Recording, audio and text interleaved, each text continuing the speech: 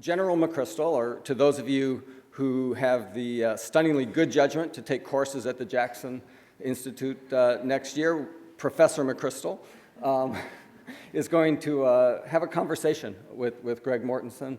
And at the end, I think there might be a little bit of time for Q&A, but it's all your show. So thank you so much. Jim.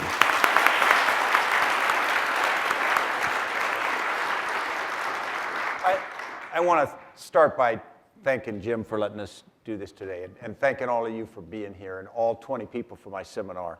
And so raise your hands, because I'm making sure I got all 20 of them here.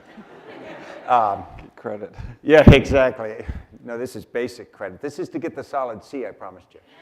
So, no, what I want to do today is we're going to talk about leadership. And to do that, in the first of these conversations on leadership, I want to first thank you for taking the time and caring enough about leadership to be here and participate in this with us. Because there's nothing more important, in my view, than leadership. To start this series, what do you do when you want to get something right to start? You go to somebody that you have absolute trust in. And so I went to my friend Greg Mortenson. And we're going to talk more about it today, but I will tell you that if you want to measure the effectiveness of someone as a leader, see who they have touched. The thing I have learned about leadership is when you find someone who can lead you, don't be afraid to follow them. And so I have done that with Greg for some time, because I learned that he had figured things out that I didn't. And so I am unabashed at admitting that as he showed me effective ways to operate, and I think many other people, I've gone to him. And I'm hoping today that we'll be able to delve into some of what Greg believes. Now, I'm not going to give you his bio because he's written a couple of books, but I will tell you, Greg is an extraordinary leader because he influences people without many of the leadership attributes you might see on TV. I've never seen him grab anybody and slam them against a wall. I've never seen him, because he could if he wanted to. Maybe it's the implied thread that's there, Mahanian fleeting being. But what he has done is he's led from a moral point of leadership. And he is led by example, and he's led by persistence, and he is led by caring about people and relating to people. And so we're going to talk about all of those things today. The other thing I would tell you, he dropped what he was doing on short notice and flew across the country to do this today, and he's going to fly back tonight to Montana. So he did for you what a lot of people would be too busy to do. And in fact, he's too busy to do. But Greg, I want to thank you up front. Well, thanks, Dan. Let me start, Greg, by just asking you to describe for all of us what you think a leader is and what a leader does. Well, besides our wives, Exactly. there are many leaders, and we were talking earlier with you. There's a lot of leaders here, potential leaders. And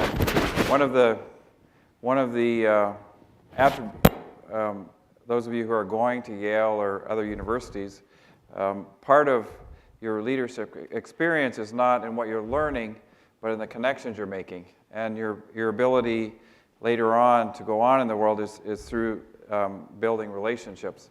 So I think a leader, one thing is, I've noticed a lot of leaders they're able to think out of the box. Some leaders live out of the box. Another thing I think that's important in leadership is not being afraid to fail and make mistakes. One of the languages that I've learned is called Balti, which is in northeast Pakistan. And Balti, by the way, doesn't have even a script. It's only an oral language. But in Balti, there's no word for failure. Now, in the U.S., we have 100 words for failure. You bomb out, you screw up, you flunk. I mean, I can go on and on.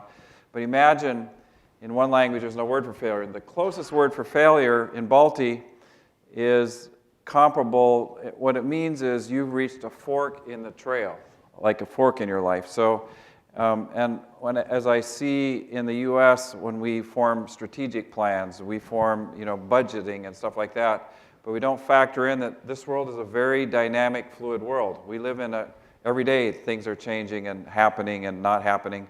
And so when we perceive it as having failed or flunked, actually, in a different culture, in the mindset, we've just reached a fork in the trail. And also in Balti, the word for success means you've reached your destination. Now, I kind of like that. Maybe we should get rid of a few words in English, help define leadership.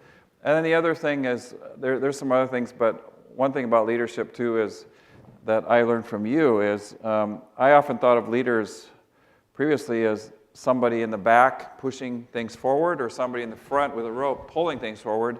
But I think, Stan, what you really believe in is a leader is kind of at the in the middle. A leader is, I used to be a climber, and women are sometimes better climbers than men, but it's because they climb from their center of gravity. And when you're at the most pivotal point, you can affect more change or have more dynamic, not control, but being able to do that. And also a leader, I think, is a really key. A leader is an empowerer, somebody who can empower other people. That's what you call force multipliers, right, in the military. And a person who is able to find people who can be empowered to determine the course of their life or a company or business, I think that's a leader. Yeah, I think that's exactly right. Do I get a pass in your leadership? No, you're at a C- here. C-, okay. As I said, that's a good grade. Yeah, let's talk about you as a leader then, because you were a soldier, you were a student, trauma nurse, climber. Now you lead a big, diverse movement and an organization. How did you grow? Talk about your personal journey. Well, and I just for the sake of those who are in Stan's class, I mean, when you teach the students, do you tell them what you think a leader is, or do you just help them define what a leader is, or? We try to everybody find their way, how they define a leader. Leadership. Exactly. Okay. See, what I'm trying to do is figure out what you talk about in your class, and so I can be a little more open about it. I was very lucky. I was born in Minnesota in 1957, but when I was 3 months old, my parents went to Africa, and I grew up in Tanzania or Tanganyika for 14 years. In Tanzania, most people don't wear watches. Everybody's on African time.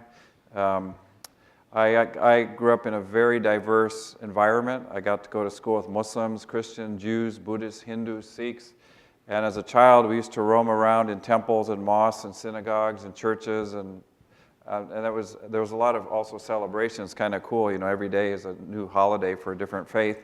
I went to school with children from 24 countries, and I think from my childhood, the thing that I gleaned the most is actually through my father's example. My father set up a hospital on the slopes of Mount Kilimanjaro called the Kilimanjaro Christian Medical Center.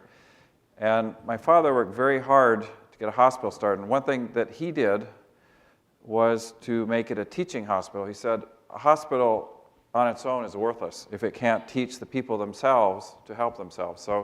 And he also insisted to have Africans in charge. And that rubbed wrong constantly with the Americans and the Europeans. They said, you need a qualified Westerner to run this hospital. My father said, no, we're always going to have an African in charge.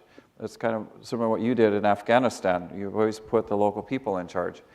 And when the hospital opened up in 1971, my father, it was a commencement, he predicted that in 10 years, all the department heads would be trained and from Africa. And basically, my father got fired within 1 month for having the audacity to believe that this hospital could be run by Africans. And that's pretty much why he got canned.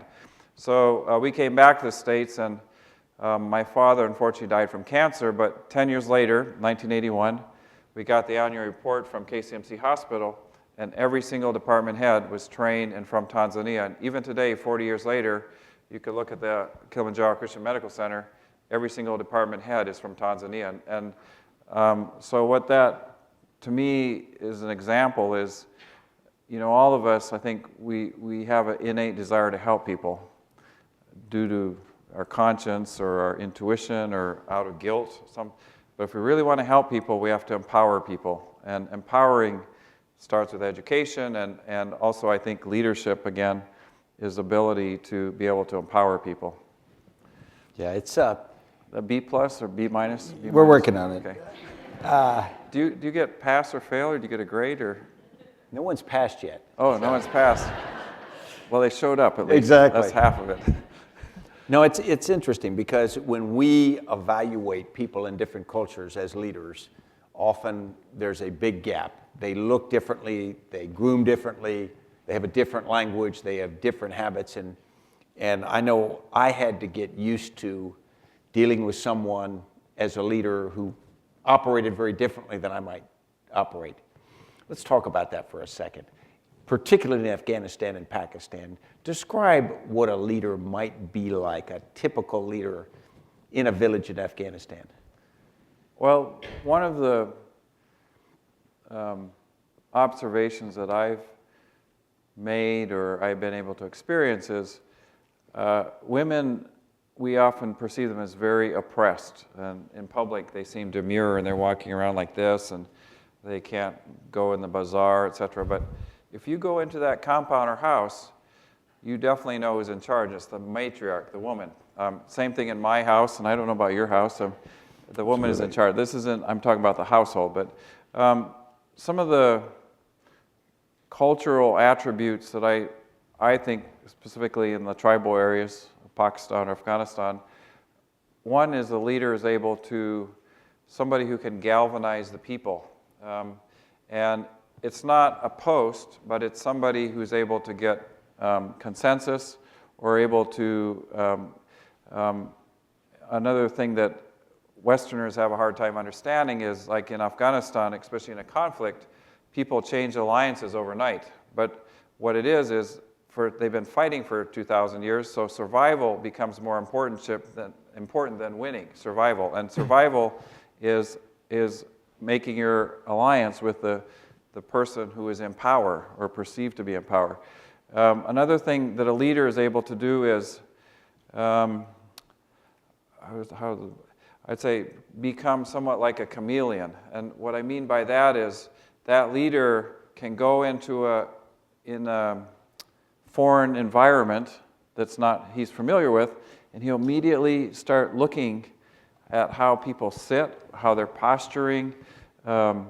If you go in, like in Pashtun areas, if you're given tea, we will have tea, but the host first should drink the tea before you drink it because they're showing you that it's not poisoned. So a leader would be able to go in there and immediately notice that nobody's drinking until the host drinks. Whereas, we might go in and have that and like, wow, that's really good tea, and everybody's like, that guy's not a leader. Exactly. There you go. Okay, now you can drink. Thank you. Not poisoning the water.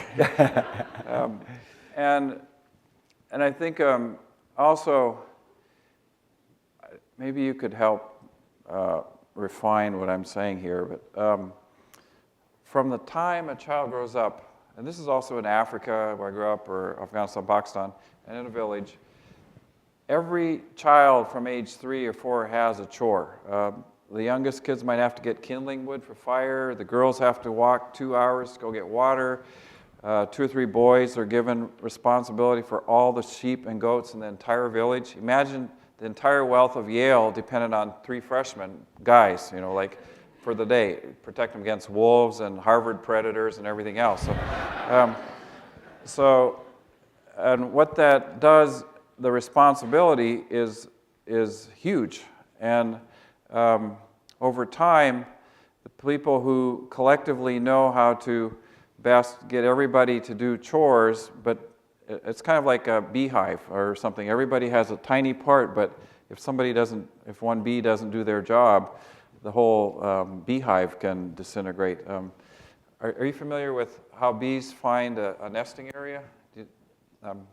When bees, they go together and they find the hole for a new area to nest in, a hive, but they have to, about 50 bees have to collectively send signals to each other that area is okay, and also the entrance is big enough to accommodate the whole bee. And I think that's interesting, where where there's not one leader, but it's collectively as a collective leadership. And also, a leader also is able to look at, in Afghanistan or Pakistan, a leader often is able to look at a situation from the other person's perspective. Our leaders often, we look at it from our own myopic lens. An example is, there's a common proverb that the Shura or the elders say, and it says, Allah or God created the earth and it was good, and then he took the leftovers and threw them into a pile, and that's Afghanistan, or that's our tribal area. So that seems very sad, at least to me, like, well, you're just made up of leftovers. But they say, he saved the best for last. So it entirely depends on what perspective you look at the situation. Absolutely. Let's talk about sense of community, too, because that affects how leaders grow. I took Senator Levin down to the Helmand province not long after the elections of 2009, where everybody had complained about levels of corruption, and everyone in the village had voted for President Karzai. And so Senator Levin said, obviously, it was a group of elders, probably 50. He said, obviously, we got a problem with free elections here because everybody voted for the same candidate. And they spoke to him and they said, what are you talking about? We got together, we decided who we believed in, and we voted. And it was a very natural thing. They decided that it was in their best interest to support a candidate, and they couldn't see why you would split your vote and vote different ways. And they took umbrage, of course, at Senator Levin's question about it. But the idea of getting consensus as a leader, leading from the middle, and the Shura process, talk about that a little. Well, it's very fascinating. In Afghanistan, and also in Pakistan and some of the tribal areas, a Shura is an elder, and every community has elders, every province has elders. Maybe very briefly, basically an elder, they're not elected, but they've kind of risen up as the leader. An elder could be a poet, it could be a warrior, it could be a businessman. There's also women who are Shura or elders, and they are the real autonomy or power in the country or in their area. They often, when there's a dispute, often the Shura will meet in a jirga. Jirga is like a tribal meeting, and they will collectively decide what to do. And let me give you some examples. We'll pretend we're at Yale and we have the same system here. So if somebody from Harvard came to Yale and stole a pickup, Mercedes, I don't know what that's like. I'm from Montana, so pickups are valuable. I don't know if pickups are valuable here, but or whatever, BMW has. So anyways, what would happen is the elders from Harvard and Yale would meet. Harvard's your rival, right? Kind of? Okay, at least academically. So then the elders, everybody at Harvard would have to pay a nickel or dime or quarter or dollar to pay for the perpetrator's crime, because that person represented the entire Harvard community when he came here to Yale and stole his Mercedes. And afterwards, Harvard would take care of the perpetrator themselves, and often the very severe, harsh punishment or judgment. So here in the U.S., often we act as individuals. We kind of came from the John Wayne Society, and when we do something, we don't really think about our community or our school or something else. We're thinking about ourselves as an individual, but they're thinking of themselves as a collective community, and the person who violated the strength of the collective community, that person often is very harsh judgment. Something else that maybe in a tribal society, so say, Stan, you and I had a land dispute, and we were fighting, and our grandfathers fought about the same land. So what we do is we'd say, hey, we really want to solve this problem, so we get out an APB for all the elders to come and meet us, and the elders come, and they sit in a jirga. Often you don't end the jirga until you've come up with a resolution. And So say we can't get the elders to agree even, so then we agree to fight. But we set some terms of engagement. We're not going to kill civilians. We're only fight for sun up to sundown. We're only going to, whatever. But then, Stan, if you win the battle, which you obviously would, but you kill 2 of my men, you have to take care of those men, those widows and orphans for the rest of your life. So it puts a price on human bloodshed, and it forces arbitration. Often the most powerful militia commanders, you'll see their compound has 20 women and 100 orphans. But what it does is also when you're fighting, you don't want to kill and waste everybody, because that's going to cost you a lot of money and also responsibility for taking care of those widows and orphans. I think that's important to understand. I mean, even terrorist groups that we dealt with, Al-Qaeda, spends a significant portion of their funding on the widows and orphans of fallen terrorists. And we sometimes don't realize that, but that there are some strong bonds, and that's not an Afghan or Pakistani culture. It tends to be more Arab. Let's talk about, if someone says America needs, they pound the table and they say America needs to show more leadership in the world or in the region, and they turn to you and they said, okay, Greg, tell us how to do that. What would you say? How could America have more leadership? Show more leadership in the world, yeah. Well, I would say we need to go drink more tea, but that's my canned answer. But what I would say is we absolutely need to build more relationships in the world, and we operate in a very sterile environment. All these texts and Twitters and laptops and everything, but without relationships, we really can't do very much in the world. And Americans, although the irony is that our country is great because of its diversity. People have come here from all over the world.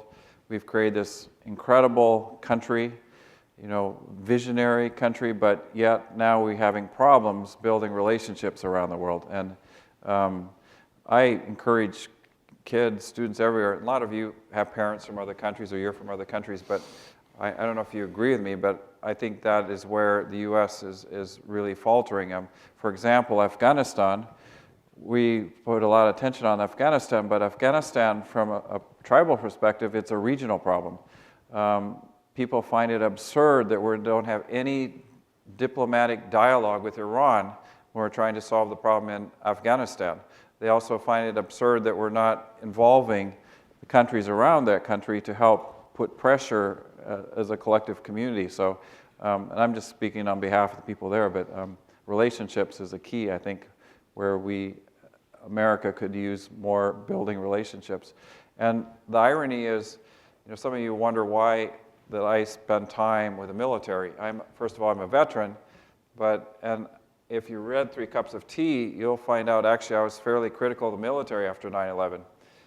I went to the Pentagon twice and I said they're all laptop warriors. There's no boots on the ground. We have smart bombs, but nobody speaks Pashto. Hardly anybody speaks Arabic.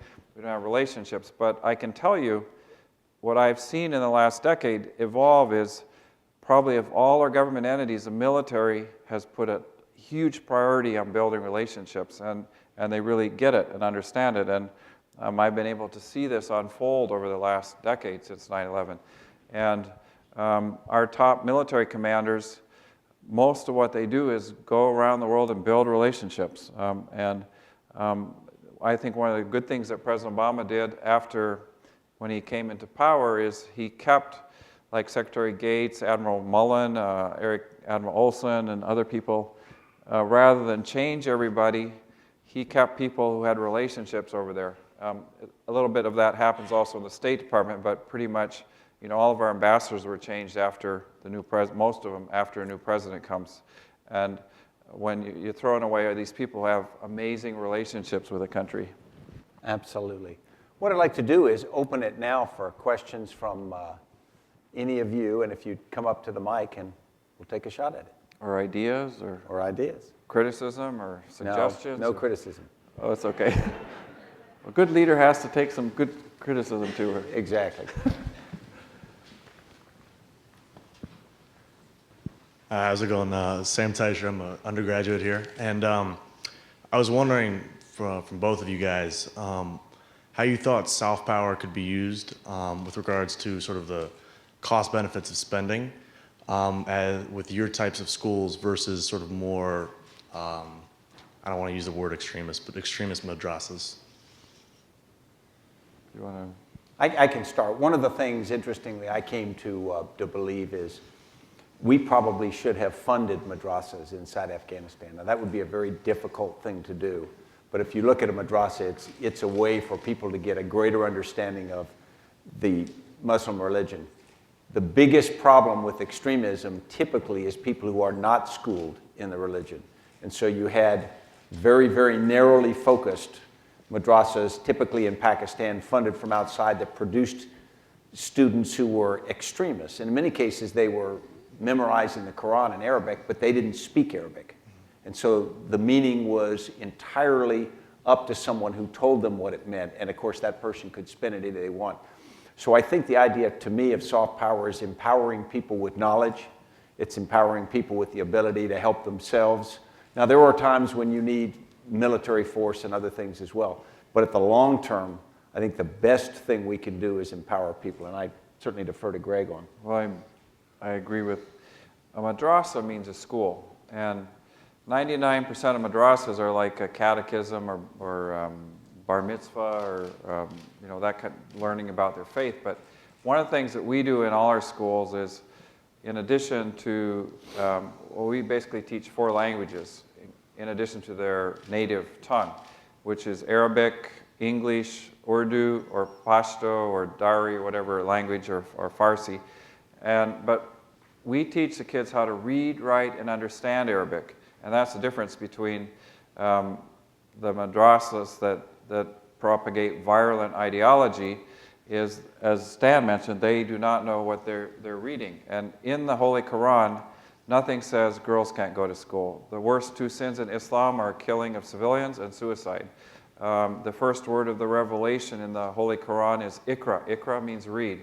And the first 2 chapters in the Revelation, if you kind of translate them, it says, go out into the world and seek the truth. It means go out and get an education, basically. So, and what the extremist imams do is they try to keep people isolated and illiterate. And when you've got isolated, illiterate people, then you can really control people. So do you ever incorporate sort of these more positive aspects of Islam in your schools? Oh, definitely. We teach, as I mentioned, 4 languages. We're required by the government to teach Islamiyat studies. It's about 3 hours a week, both Pakistan and Afghanistan, and then we get criticized. People say, well, how can you teach Islamic studies? I said, well, we're following the law, but what we do is we find very qualified imams to teach the real, what Islam is really about. And it's, it's maybe in the U.S. it seems a little bit strange, but they're really, I guess, let me word this another way. One of the things that I've been able to see is the Taliban and militant groups, their primary recruiting grounds are from illiterate, impoverished society. And it is, one reason is because when this is not Islam, but part of society there, when someone goes on jihad, and jihad means a quest, it could be a spiritual endeavor, jihad can also mean academic, or it can mean joining a militant group. But generally, they should get permission from their mother first. And if they don't, it's very shameful or disgraceful. So if woman has an education, she's much less likely to encourage her son to get into violence or into terrorism. And I've seen that happen. As I mentioned, that one of the primary recruiting grounds is from illiterate, impoverished society because it's much more difficult. Say when women are educated, they also tend to promote their sons to get education and jobs and other things. And it's not the main reason, but it's part of what happens with education. Thanks. And the real enemy is ignorance, and ignorance breeds hatred. And in any faith, I think ignorance. People use their faith too to incite wars. It's both for. Yeah, That in makes fact, sense. I think that ignorance applies all over. I think one of the greatest weaknesses that threaten us is our own ignorance. Often we operate in an area without knowing the history, without knowing the geography, without knowing the culture, without knowing the personalities. And when you don't know, you're playing blind man's buff, and you could be with the best of intentions in the world. But if you just don't know, you're going to push the wrong button, pull the wrong lever, support the wrong person, that sort of thing out of ignorance. And so I think we need to understand better and take the time to do that. We'll jump over. Hi, my name is Jessica Trisco. I'm a visiting fellow at Yale this year, but I'm actually Canadian. So we have a slightly different perspective on what's going on in Afghanistan, especially because we're now in the process of disengaging militarily. But a report published by Oxfam Canada yesterday found that indeed the schools and the development projects that we're investing in that country are not only more expensive than those being produced by the Afghan government, but also more subject to being targeted with violence. And I was wondering what your experience of this was in your own schools, how they're perceived within the community, and also why you think that your best practices and also the best practices of the Afghan government are so divorced from those of the international forces. Thank you. Well, thanks. And just a shout out to the Canadians. In 2002, 2003, the first foreign troops I encountered were Canadian troops. And I found it rather unusual that they would go into the villages and they were meeting the elders. You know, I thought soldiers were supposed to go and fight. And there was a General Frank Hillier, who was a Canadian commander. He was kind of bringing stuff that you kind of brought around, but at an early point, the Canadians were really involved in that. And part of it is because Canadians have been peacekeeper troops around the world, and so that's a little bit in their, we call it ethos, or and I know in Canada, I've been privy to some of the discussion in Ottawa and about the troops or not and everything. And it's very true. In the last 3 years, more than about now 3,000 schools have been destroyed by militants in Pakistan, Afghanistan. What's interesting is there's two things. One is about 3/4 of schools are girls' schools. They're not boys' schools. And they're targeted not only because foreigners built them, but because they're a girls' school. And I find it interesting that why are the Taliban or other groups, why are they so terrified of little girls going to school? Because I think their greatest fear, it's not a bullet, but it's a pen. And they fear if that girl grows up, gets an education, the value of they'll have lost their ideological way to control society. Also, the way, our schools are totally, if you ask, none of our schools have been shut down or destroyed. And if you ask any village about that school, they'll say, this is our school. They won't say it's Central Asia Institute. They won't say it's American school. This is our school. And how we do that is, and we've done this since day one, is when we set up a school, we provide the teacher training and support. We provide the materials like cement and rebar. We provide the skilled labor like masons, carpenters. But the community has to match it 50-50. They have to give free land, free manual labor, which is like 8,000 days of free manual labor, and then free resources like sand. So what that does, it's 50, we call it 50-50, but they have local buy-in. And communities that have had put so much into their school, they're going to protect their school, they're also going to nurture it, and they're also going to be invested in the outcome of the school. So, and that's the problem, that most of schools being destroyed. Nobody knows, it's an outside contractor. They never involve the local community. They didn't get any sweat equity from the community. They also, nobody knows how much money was built to build the school. They don't know who got the money. And the schools that aren't destroyed, there's also hundreds of schools, beautiful, brand new school. You drive by and you go down 4 kilometers and there's 1,200 kids sitting in the dirt. And you say, how come you're not in your new school? And the principals say, well, we didn't get orders to go there. Then you ask the district education officer, how come you didn't open up the school. He said, well, there's a problem with the contractor in Kabul. Then the contractor says, I didn't get paid, so I'm not handing over the keys or whatever. And the problem is, from day one, they never involve the community. And that's the biggest thing. It is changing. In the last 2 or 3 years, community, and let me give you my, I think the best example, this isn't really leadership, the best example of community, the best aid group working in Afghanistan is called the, National Solidarity Program, NSP. And what NSP is, 2% of the Afghan federal budget, the Afghan government, their federal budget, they cut a check to each of the 396 districts for maybe 200,000, $500,000. And the district decides how they want to use the money. They all have to match it. And if you go to any rural area, this is totally run by Afghans. There's no foreigners involved except a few, advisors. And that is the best project going on in Afghanistan. It's funded by the World Bank, by the way, but no outside involvement. And the people, that is the most viable project that I think is going on in the country today. And that's why, I think if every country in the world could just give $1 million or 100,000, put it in the NSP project, we wouldn't have to have all the troops there right now.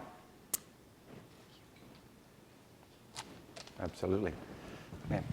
Hello, my name is Wajma Sadat and I'm from Kabul, Afghanistan. I wanted to thank you for what you're doing to help my country. 5 years ago, I was sitting under the sun trying to learn my ABC, just like in the video. I consider myself exceptionally lucky to be able to find a teacher and a supporting family. Later on, I learned that my desire to get education was overlooked. People were too busy giving importance to the bigger stuff, trying to understand Afghans. Descriptions for Afghans were illiterate, warriors, villagers, anti-education, if that's a word even, and extremists. Growing up, I practiced my English words by writing them on the edges of newspapers and dreamed about having notebooks and pens. I'm sorry, I wrote it because I didn't want to get nervous. And having a classroom was too high of a dream for me. I wanted to thank you for not overlooking at my desires and those that are currently in Afghanistan. I wanted to also thank you for actually understanding my country, my people, and the importance of education in Afghanistan. Also, thank you for understanding the true meaning of Islam and its teaching. Finally, thank you for inspiring me to become who I am and where I am right now. Thank you so much.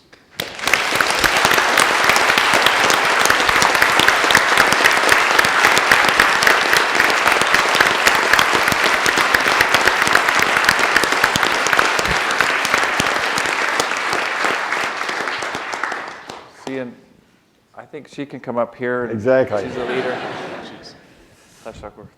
I'm thinking A+. Good evening, General. Good evening, Mr. Mortenson. My name is Greg Bernstein. I'm a cadet from the U.S. Coast Guard Academy. I first just want to thank Yale for having us here. There's a group of us here in the back, so thank you very much. My question, and I guess a little bit of commentary as well, is about a recent speech from the USAID Administrator, Ravid Shah, about like kind of this competition of development, saying if we're really going to do this, we're going to kind of change the perceptions of development that it's going to have to take military, obviously, general, NGOs, the State Department, across the board. If we're going to do that, we have to change a culture that says we're not about replacement, or we're more about replacement than we are who's doing development best. My firm's been here this long.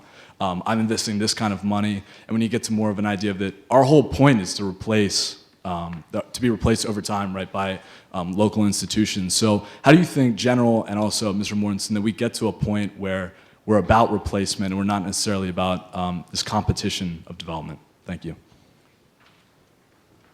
Well, thanks. And maybe I can share a story. It's actually about General McChrystal or Stan. You have to call him General, obviously, but I can call you Stan. It was, it's maybe, and this isn't political, but I'm just trying to show how Stan really tapped into exactly your question, not in relation to NGOs, but in a bigger kind of concept about empowering people. When President Obama was elected, as you know, they were trying, just the attention, he said, Afghanistan is going to be our top priority again. We ran off to Iraq for 6 years, but then President Obama said, we're going to make Afghanistan a top priority. And then he asked General McChrystal and others, you know, how many troops do you need to do what you need to do? And, so what he did is over time, General McChrystal asked for, what, 35,000, or you got 35,000. And so then immediately Capitol Hill said, well, okay, now go do something. We got to do something. We've doubled the troops. We've doubled investment. Go out and do something so we can bring the troops home. And what Stan did, right when he got to Afghanistan, one of the first things he did is, and this is really important, he asked me and a couple other people, he said, I want to meet with the elders of the provinces. There are 34 provinces in Afghanistan. I want to know what they think about all this. And again, the pressure came from Capitol Hill. They said, you've got to do something. And so what was planned was a big military operation. Was it called Operation Omid? Or, and Omid means hope in Pashto. And the goal of Omid was to drive a swath through southern Afghanistan to flush out all the shadow governments. Is that correct? Exactly. Sir? So we, over time, facilitated meetings with 19 of the 34 provinces in Afghanistan with the elders, with General McChrystal and his advisory team. Well, what the elders told Stan, and I'm kind of consolidating, but one of the things they said is, if you do this, this is very foolish. You don't have, first of all, you're going to take a lot of casualties. Number two, you don't have any relationships with these people you're trying to go and help. You don't have networking. You haven't galvanized the support of people. So this is really foolish. So what Stan did is, I don't know how you did this, but you somehow, you delayed that big, massive operation against much pressure from Capitol Hill. And he said, we are going to first drink tea, or we're going to build relationships, we're going to get the people galvanized, and then maybe we'll consider this. Well, over time, time led on, and then in June, General McChrystal left, and he was replaced. And then again, the directive was given, now you really got to do something. We need to do something so we can pull the troops home. And basically, General Petraeus, very quickly, he pretty much canned the whole idea, because he said, we're going to really focus, as General McChrystal did, on building relationships. And people didn't quite get that in Capitol Hill. And I think this was the first time that the elders had really been not only heard and listened to, but their voice actually affected a big decision about a military operation. So, and I think that that's really important, at least from my perspective, that finally the elders are being considered. And what happened was last June, and President Obama, he summoned a meeting in Capitol Hill to, he wanted to know, what are the elders saying?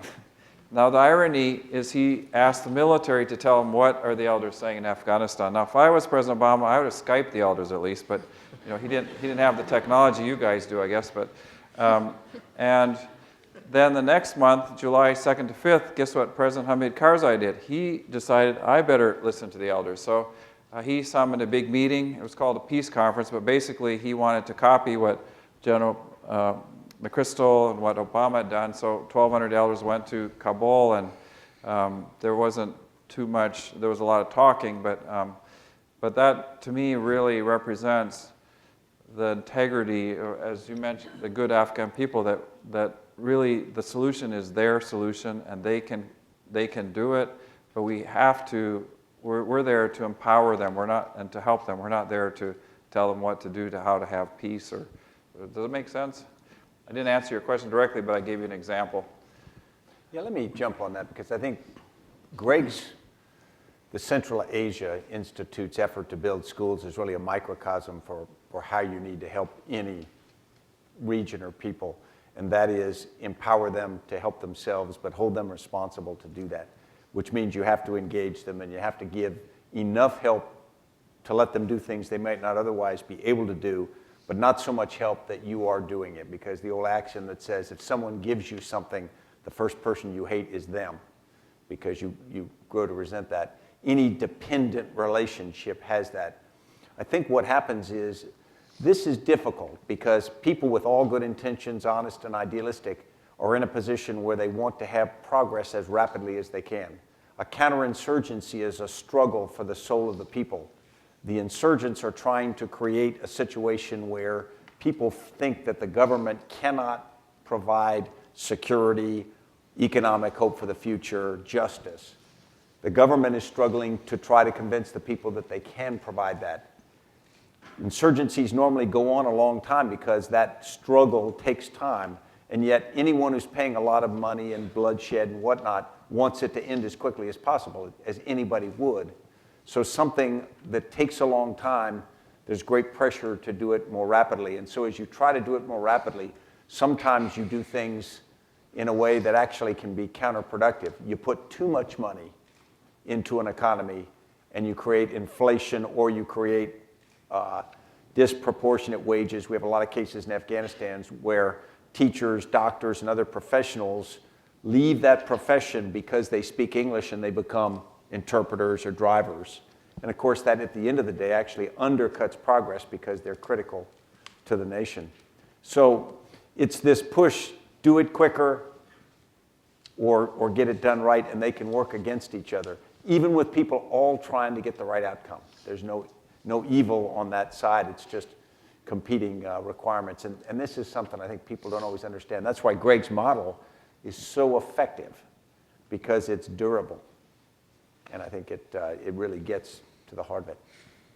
Fair. One of the, I'm picking on Stan a little bit. I just wanted leadership by example, but one of the meetings we arranged with you, I don't want to embarrass you here, but it was from the Uruzgan. Uruzgan is in the south, very conservative area. It's probably, we say, more volatile area.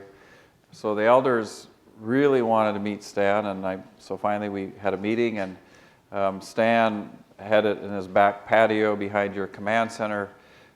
Stan had gotten tea and everything for everybody, and he was busy on a phone conference, but so there was about 8 elders from Uruzgan and some of your advisors, and then Stan comes out and everybody, says, he starts saying hi to everybody, but Stan noticed the chief elder, Haji Ibrahim, didn't have a teacup in front of him.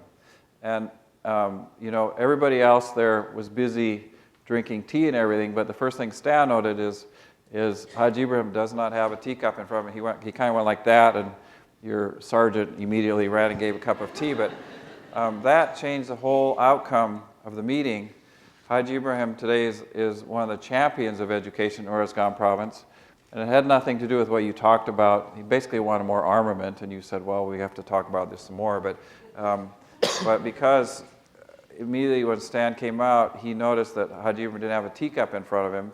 I mean, that seems really simple, but it actually changed the whole dynamic of the whole meeting. And Haji Ibrahim, to this day, I mean, he would follow to the ends of the earth Stan because he noticed that he didn't have a teacup in front of him. So, as anyone who's from Afghanistan knows, the Afghan people are extraordinarily warm. So it's not that I'm a hospitable person, because I'm not always, but but I will tell you, I never went anywhere, and I went a lot of places with President Karzai, and we'd go to meetings, whatnot, and then I would go alone places from little villages to very senior people, and I never had a place where the individual there wasn't extraordinarily solicitous, not only about whether I was taken care of, but also about all the people with me, no matter how junior they were. I mean, it was just a natural warmth and grace and genuine hospitality that really is important, because it infects. I mean, if you start with that, it's sort of hard to be more partisan as you go forward. I think the something critical too that we don't think about is things. I mentioned 3 Cups of Tea is the name of the book, but it's actually a very important part of any transaction. The first engagement with somebody or interaction, you don't talk about any business. You don't pull out your spreadsheets and your strategic plan and your budgeting and everything. What you do is you get to know each other, and they'll find out, how is your son doing, and is your wife happy that you're gone from home 10 months, and what's your favorite kind of tea, and you get to know each other. And I will know that maybe his daughter has epilepsy, or his mother passed away 3 months ago. And then the next meeting, you might hint at what you're trying to accomplish. But generally, it's 3 meetings, and then you can start going at it. You know, here, we walk into a board meeting or something, we don't know each other. We pull out all our spreadsheets. And also, another thing, too, is when you know somebody, you can also empathize with them, but you also have leverage on them, because you know that, like, they're in kind of vulnerable position right now, so I can move on them right now. So, I mean, I'm sharing both sides of this, but, and it has to do with relationships. It's how things can happen in most of the world. The U.S., we're an exception to that. I mean, most business transactions, we hardly know anything about that other person. We just know about, you know, can they make some money, and is this business look good on paper, but we don't know that their great-grandfather's got $1 billion and he's going to bail them out if they fail or something. Yeah, in the class that we're sharing together, the leadership class, one of the points we make is, in a meeting, 2 + 2 does not equal 4. It equals whatever the people in the meeting decide it equals. And that depends on relationships. Last night we had a simulation of a National Security Council meeting, and we were lucky enough to have Dr. Malvesti there, who's got a lot of experience in the National Security Council. And the point we made is relationships in the room are an incredibly important dynamic. It's just not mathematical. You don't come in. The best policy outcome is not always based upon this particularly great, logical, objective look at it. It's based on relationships and whatnot. And that's not a bad thing.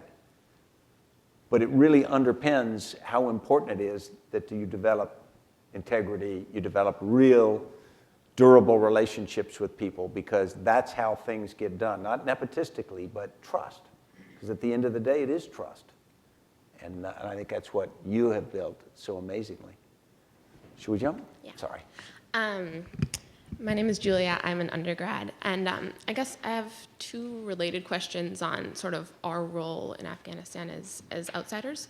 The first was just, I think I can probably speak for a lot of us, saying that I read, you know, your books and was really inspired. And my first reaction was like, oh my God, how could I get involved and do something like this? And then sort of the more you think about it, the more I think, well, you know, what role do I have, of anyone, to do that? What right do I have to do that? So I guess the first question being, what advice both of you have for people at Yale or otherwise that are around our age that are interested in this, but obviously don't want to be crossing lines that shouldn't be crossed and that sort of thing. And then the second is sort of a similar question, but at a larger level. I'm taking a few classes right now where the professors are really pushing sort of what role do we as the U.S. have to try to win over hearts and minds, and what role do we have to think that we can build schools and they won't be bombed and they'll be, and all that. And so I guess what I'm wondering is how you guys respond to arguments like that, because it's something that I've been having trouble sort of, you know, making a really coherent response to. Well, as far as advice, many of you might be aware of this, but there's a huge revolution going on in this country in the last 2 or 3 decades, and that is with community service and service learning. A U.S. News and World Report, the magazine, came out maybe 5 years ago. It said that in 1990, only 18% of college graduates said, I want to go out and make my community or the world a better place. You know, today it's 50%. And if you go down in the high schools and junior highs, despite everything that we think, it's even much higher than that. And it's not only, and what that does is not only, to me it's very inspiring. And what that does is not only say, you know, we want to help or serve people, but it also gets us to think more as a collective society. Some of my very practical suggestions are, first of all, I think everybody should be bilingual in this country in order to understand that we live in a global society. I also think, you know, if you have problems, then don't go out into the world to solve other people's problems. Fix your own problems first. Also, if you want to go out and serve in the world or help make yourself a really strong person. One of the things that I've seen, people who've been in the military or 30 years, or people in service professions or humanitarian work, a lot of them after 1 or 2 decades, they kind of burned out. They get cynical, and they're like shooting themselves in the foot. And you think, why is this person who's committed his life to serve a country or humanity, why are they like this? And the reason is they're not taking care of themselves. I mean, emotionally, physically, mentally. So one of the things that you can do in college is make yourself a really strong person, mentally, physically, emotionally, and then use and abuse your resources. Your professors and advisors, they're willing to bend over backwards to help you, but very few students today really reach out to get help. And then some other things are, if you have a desire to help people, first of all, find out what is your passion. It doesn't matter whether it's Afghanistan or planting trees or recycling or whatever it is, but find something that really is near and dear to you. I found what I'm doing today, because I had a sister who had epilepsy. I was going to get into epilepsy research, but look what I'm doing now. And maybe this sounds a little, might sound strange, but I have a quote on my bathroom mirror, and I've had it there 20 years. It says, "When your heart speaks, take good notes." And I think in the West, we're too linear and logical. We're very strategic. But if I look back in my life, the best decisions I made were based on my heart. The worst decisions were made up here. Now, don't just go around the world following your heart. That's going to not get you anywhere. But I think, and maybe one other thing that we can learn from the children of Afghanistan and Pakistan, the people there, is I think what I really admire, one thing about in Afghanistan and Pakistan, people have a very strong sense of intuition. And I have high regard for intuitive judgment. But I think it's because they're unplugged. We have laptops and cell phones and iPod. People go around campus with their iPods in there. When de Tocqueville came to the U.S. in 1831, was anybody here, history people here? De Tocqueville came here from France to study the prison system, because the French somehow admired the U.S. prison system. But what de Tocqueville did, what he immediately says is, he said, Americans know each other. They're good neighbors. They go talk to their friends. They spend time with their neighbors. And that was the main thing he wrote in his whole, what you call, thesis. It had to do very little with prisons. It had to do with Americans get to know each other. They build relationships. But today, if you even coming here from walking on Yale, half the people have music in their ear. You don't know your neighbors. I'm not accusing you of anything. I really think we need to unplug a little bit. Technology is an amazing tool, but sometimes we need to just get unplugged, whether it's just a few moments or sitting on a rock or whatever it is. I find a lot of the elder mujahideen, these are the most respected fighters in Afghanistan, and they often will go sit on a rock or sit by the river. And I say, you're really busy, you've got hundreds of people you have to arbitrate for, and you're sitting on a rock. And they said, well, you don't understand, because I've been in war and you don't know what it's like, but the reason I do this, it gives me validity when I have to fight and do horrible things, because I can have this moment of silence. So I don't know if that answered, give you any advice, but sorry. No, yeah, definitely. Great. Yeah. Thank you. Well, my name is Jonathan Yang. I'm an undergraduate here. First, thank you both for making the time to share experiences with us. Actually, your answer just now touched on what I was going to ask, which is both of you, operate or made decisions in situations with a lot of uncertainty. Certainly, General McChrystal, a lot of life and death decisions on large scales. And you talked about how the Afghan warriors had this moment of silence. They had these ways in which they developed a certainty to act and sort of be confident in what they did. And for both of you, working in more, coming more in Western environments where culture may not be the same, and the hecticness of how we do things may not allow for that kind of time, how do you still manage to find within yourself the certainty to do the things that you do, and sort of sleep soundly at the end of the night. Wow. Yeah. He's still better than me in that department. So. Exactly. I guess the first thing you do is you never find certainty.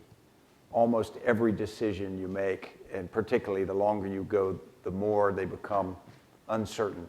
You learn to deal with that. You learn to gather what information you can. You learn to understand that you are going to assume risk. But in many cases, what's most difficult for a leader is you are not assuming risk for yourself. You're assuming risk that others are going to ultimately accept, failure for, either casualties or failure in an area, or if we make a mistake and were to harm a civilian. Those are all things for which you are assuming the risk, but others are paying the price. And that has a significant impact on you. It can affect people in different ways. It can cause you to sort of clench up and not be able to make decisions. It can cause some people to become very callous and try to wall off from themselves the cost other people are paying, and therefore to put blinders on and move forward. Most thinking people and compassionate people don't do that. For everyone, it starts to wear on you. The pressure is cumulative. And one of the things that I watched in other leaders was the pressure. It's like a big weight on you, and it's not that you get better at it. You just get weighted down. And what helps you stand is relationships. It comes back around. Every individual has good days, good hours, bad hours. No matter how successful they've been and what a great position they're in, there are times when they are weaker than other times. And the difference there is the network of relationships that you have. People who believe in you.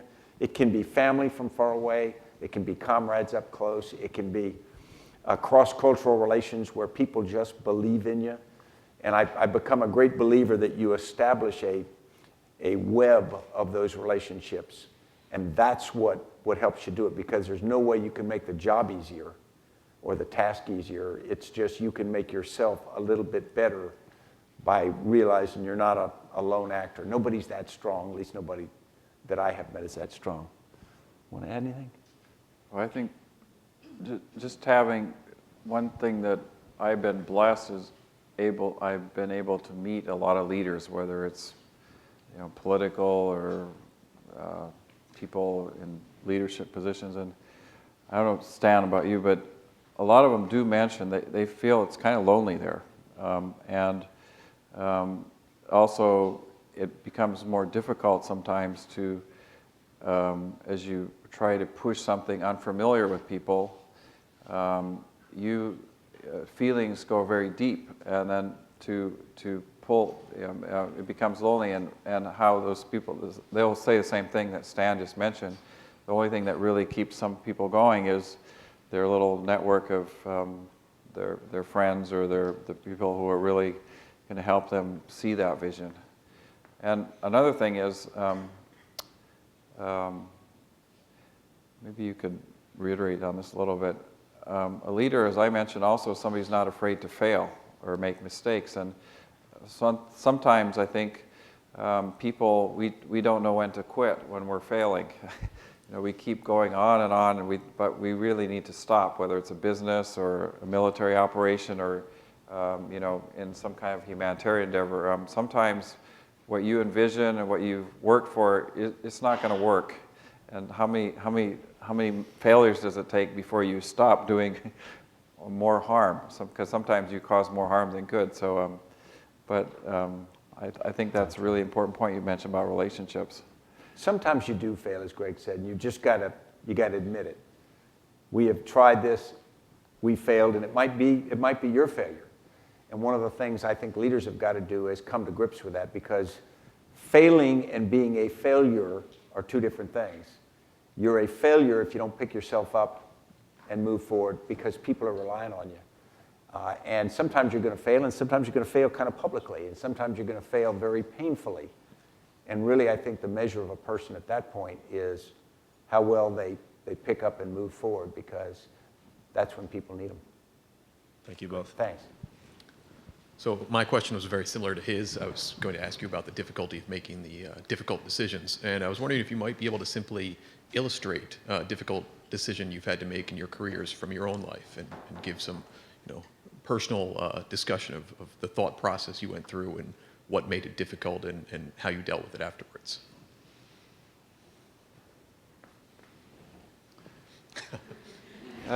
Sorry. Light is on you. Well, I'm going to go back to I mentioned at the beginning, my wife. A lot of people have influence over me, but when the most difficult decisions, I always ask my wife. And it's not because I want her just opinion, but it's because she is a very good judge of kind of how morally deep I feel convicted to that decision. And she can also, she knows about, if that conviction will cause me a lot of anguish or something, making that decision. And you want me to give example of failure, or more just about a difficult decision, or Whatever you like. Not going to steer you towards failure. Well, I failed. Do you know what the first chapter in 3 Cups of Tea is called? Failure. And when I submitted the original manuscript to the publisher in New York, they said, Greg, you never start a book with the word failure. But I said, you know what? We all make mistakes and we all fail. I flunked my first driver's license test. In college, I played football. We won the NAI Division II National Championship, but we lost one game that year. We were behind 16-17. There was just a few seconds left, and all I had to do to be the hero and win the game is kick a 28-yard field goal, which is really easy. Anyways, I missed. I almost failed in the first school, and it was because I was doing something that we call micromanagement. I had my receipts and my plumb line records, and I was determined I'm going to get this school built. And after 3 years, little had happened, and one day the chief, Hajeli, said, if you really want to get the school built, you have to sit down and be quiet and let us do the work and take over. And then I was really horrified. And then what he did is he took my receipts, my records, he locked them up. He said, there, inshallah, Allah willing, everything will be fine. So I thought, oh, this is it. And I was getting ready, 3 years, I've given up everything, I've sold everything I own, and no school. And guess what happened in 6 weeks? The school got built. And not only that, Haji Ali brought me a ledger. It's an old British accounting system. They had to account for every single rupee that had gone into that school building. And that was my turning point.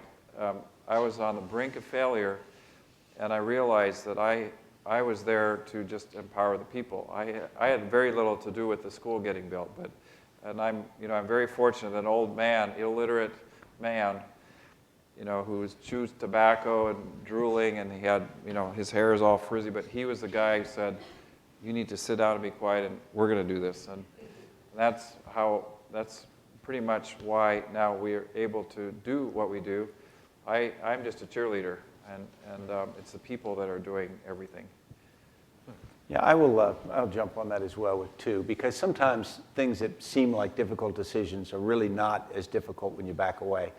When I was in commanding Special Operating Forces, we had a very sensitive and difficult target that we wanted to conduct an operation against, and I went all the way up the chain of command to get permission to do that and got it, and we failed.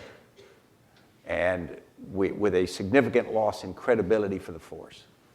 And about, a month later, we had been continuing to work. The opportunity arose again. And the question was, if we were going to try to go back up and ask for another shot at this, knowing that if we failed, the credibility might really hurt us in the long run, or whether we were going to go. And it seemed like a very difficult decision, but when I actually thought about it, I believed in the force. I knew what we existed for. I knew what our mission was, and that was to do this kind of thing. Therefore, it really was not that hard. I had to assess the operational part, but when it came down to, we had always said if we had these conditions, we would accept the risk and go, and so we did.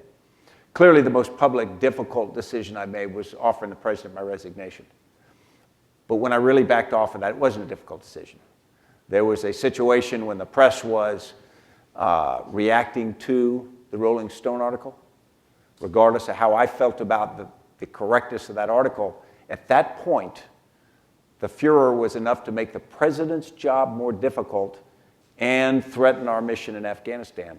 My mission in life was to help the mission in Afghanistan succeed. And as long as I remembered it wasn't about me and it was about that, it was actually a pretty easy decision. That doesn't mean it's not painful. It just means it's not hard to make it when you can step away and say, what am I really about and what am I here for?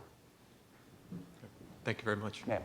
Hi, I'm Suzanne O'Malley, a lecturer here in writing and film studies, and overall troublemaker. But as I sit here listening, I'm wondering what message these elders may have for us in your experience, because the United States right now, we have a Professor Hacker here has written a book called Winner Take All Politics, and over the last 30 years, the transfer of wealth from the very highest to the very, very, very, very highest. So some of the problems that we might want and students might want to change around the world, as you mentioned earlier, we haven't fixed them in our own homes yet. And so we need to tend to that also, and maybe you could shed some light on leadership that way. Thanks. So, you asked what are the elders saying? Is that kind of, or what are some their ideas? Is that? Well, maybe we should take home not only ideas for how to help other people in their countries, but maybe they have some examples for us that would, we're not exactly having consensus in the United States right now. We're not able to move forward in a lot of the ways that we would like to, and that our students have the heart and wills to do. So how do we make our system work? Could we learn something from Afghanistan? Is that clearer? Yeah, well, I think one is we could use a huge dose of humility. That's my personal opinion. What the elders, when I talk with elders, including both men and women, some of the things they're saying is we would like to be involved in the decision making. We also have solutions. They're also saying if you don't like somebody, or we don't like somebody, we can take care of it. You don't have to call high command and try to do something. And then again and again, I mean, it always or generally goes back to education. We really need education. They say we don't need firepower, but we do need brain power. And some of the things the U.S. is doing, we're putting a huge amount of money into training the military and the police force there. But it's only been the last year and a half or 2 years since General McChrystal was there. 90% of the police force are illiterate, 80% of the Army's illiterate, and it really doesn't, if they're not illiterate, then you might as well train some thugs. I mean, it's literacy becomes an important part of law enforcement or whatever. And so some of the ideas that I've had now that from the elders are, for example, in Afghanistan, they've discovered over $1 trillion of mineral resources like molybdenum, cadmium, copper, lithium. Lithium is in all of our cell phones, and right now China is boycotting lithium sales to the U.S. The only other country where it is available huge amounts is Bolivia. And so it costs about $1 million per soldier per year to deploy in Afghanistan. Is that about right? So why don't we pull 6 troops, we'll have a press conference in Kabul, and we'll build a school of mines and technology in Afghanistan, so that in 20 years, Afghanistan will have their own mining engineers. They won't be exploited by Iran, China, Russia, even the US. I asked the Minister of Higher Education, Dr. Farooq Wardak, who's an amazing person, how much would it cost to fund the entire higher education apparatus of Afghanistan? There's 24 universities, and Dr. Wardak said $248 million. So why don't we pull 248 more troops, send them home, and we'll fund the entire higher education system of Afghanistan. And it sounds really simple, but there would be huge meaning in that. And it wouldn't affect the military 248 troops, you could probably spare them, right?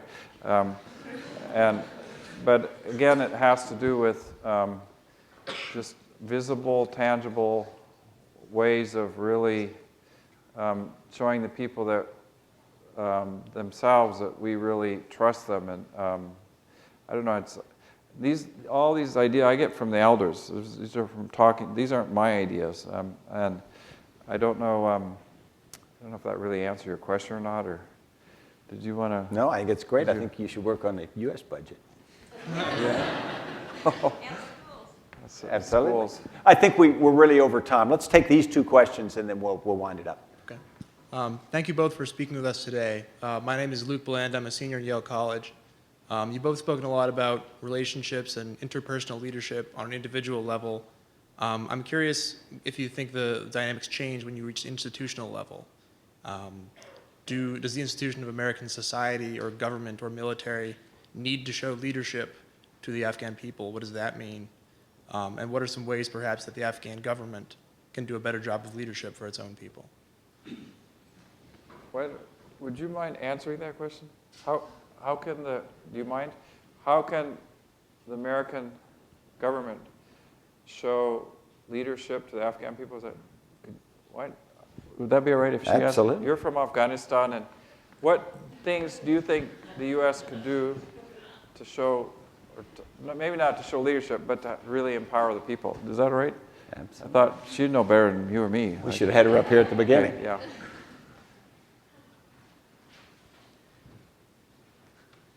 See, this is our second cup of tea now, so we can get some business done here. I don't think I'd add more. You already answered the question. It is education.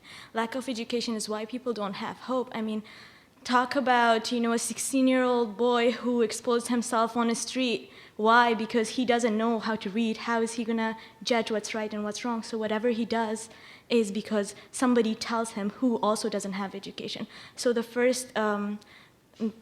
main answer for this question is education. And you already answered the question, so I don't really know I can add more. Well, thank you. Thanks. Yeah. I would, on the organizational side, I would say we shouldn't let individuals hide behind organizations. Organizations sometimes have cultures of their own, and people will get within a culture or an organization or bureaucracy and sort of respond that way. And I think we ought to try to break out of that. When you are representing an organization, you also got to represent it as a person, accept personal responsibility as well as for the organization. I think we'd go a lot further in many situations if we could do that. One of the things, when a week before Stan left Afghanistan, he met with the elders from Nuristan province, which is, it's in the north, but it's a very haven of a lot of extremists and very volatile area, but it's also not many people there. And there was, General McChrystal had to justify why we putting troops there. We're taking a lot of casualties and there's not many people there, but it's because it's a big trafficking area. And eventually, after you left, they pretty much pulled a lot of troops there. But he met with the elders from Nuristan province a week before he left. They had a great meeting with the Kamdesh and some of the other elders. So a week after Stan left Afghanistan, the same elders went to meet with the Taliban. And there was a lot of head scratching here in the U.S. and people were like confused. And we were talking about a seamless transition, and here the elders are running off the Taliban. But see, they perceived a void in power and in relationships, so they immediately went to somebody who they felt who would be in power. And it doesn't matter their ideology. It's they want to survive. And and it's not that your replacement, I mean, he's the commander, but they had no relationships with him. They also didn't know what he would do. Would he back up what he said he would do, like General McChrystal? So And in the U.S., it was very confusing. Like, okay, so like now that it's not that the position's important, like, or the institution, but it's the personal relationship they had. And even to this day, you know, and this is my opinion, but the Nuristan elders feel very isolated. They haven't been invited back to really engage with the command center and the government, so they feel very marginalized. And now it's becoming a big haven for terrorists, and it's because, you know, just one relationship. But it's really interesting to have seen that happen now over the last you know, year. Thank you. Thank you. Last question. My name is Yan Yao, and I feel kind of honored to be the last question. But along the lines of what you've been saying about education being the basis of leadership and solving our own problems at home before thinking too much about solving problems abroad, what would you say to people who are building and reforming schools in the U.S., and what have you seen in the schools that you've built that you'd like to see more of in schools here? I will start, because I live in the D.C. area, and it's a real struggle in D.C. It's been pretty well seen. I think it's responsibility, and I think that's when we let the school drift away from the families and responsibility for the outcome, then everybody can point at, well, it's the school system, or it's this, or it's that, or whoever. Until you can tie people responsibly to the outcome, I think it's very, very hard to get what you want out of that. And so I would do everything we can to get back to what Greg has done. Greg has tied the community to the school because they want it so badly. And we've got to seek ways to tie it more tightly. And I know that's easier said than done, but to me that's the holy grail of this. There is, I visit 120, 140 schools a year, both public and private schools, and being from Montana, also we have one-room country schoolhouses. So as many of you might know, the matriculation rate in the U.S. right now is 76%. And in like D.C., it's probably 40 or 50%. This means somebody who starts first grade is going to graduate from high school. And the dropout rate is high. There's teachers aren't given credibility. They're not paid enough. And but I have seen another thing that could be done fairly easily is what we do in Afghanistan a lot is we use older students to mentor and peer the younger students. There are some, it's being cut now, all the school budgets too. There's like joint 3rd and 4th grade or 1st and 2nd grade. And those are amazing. I don't know if you had, did any of you go in a joint 3rd, 4th grade or 5th grade, 6th? So what do you think about it? Do you think it helped being the underling and then being the role model? And so that thing is, it doesn't cost hardly anything, but it's being cut out of all the school budgets now because we have to make cuts. Something else that, I can just give you one example. I was near Hollywood. It's called Aviva Girls High School. There's about 180 young women there in high school. All of those women have been in jail or in prison or incarcerated. And the principal there told me if she put any of those young women back in prison, it costs California $46,000 a year to incarcerate, a woman for a year. And for $14,000 a year, what has happened at Aviva Girls High School is in the last 5 years, not one single graduate has gone back into the judicial system. And 3/4 of graduates have either gone on to VOTEC or college. The other quarter got married or something. But and that had to do with 2 teachers in that school who really kind of brought the whole thing around, and a great principal. And so, that's an extreme example, but if Aviva Girls High School can take women who've been in prison, who've been in trouble with the law, who've had failing grades, they can do it there, you can do it anywhere in the country. So there is, and I think it has to do with dedicated teachers and also putting trust and faith in that people can make a difference. Great. But we need a lot of help in this country with our education system, that's for sure. Let me thank you, Greg, for taking the time. really good.